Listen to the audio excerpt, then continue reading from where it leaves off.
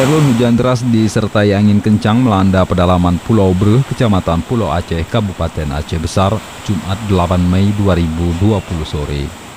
Video kiriman warga ini memperlihatkan cuaca ekstrim yang melanda hingga menggoyangkan pepohonan dan atap rumah warga.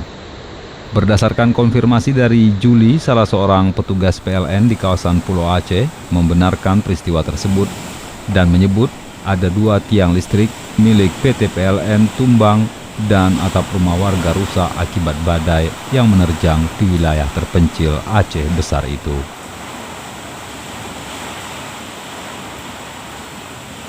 Menurut Juli, video ini direkam oleh Fajar Maulana, salah seorang pelajar SMP di daerah itu.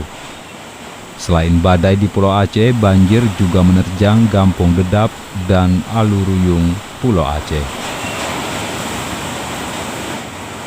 Dari Aceh Besar, Asnawi Lui, Serambion TV.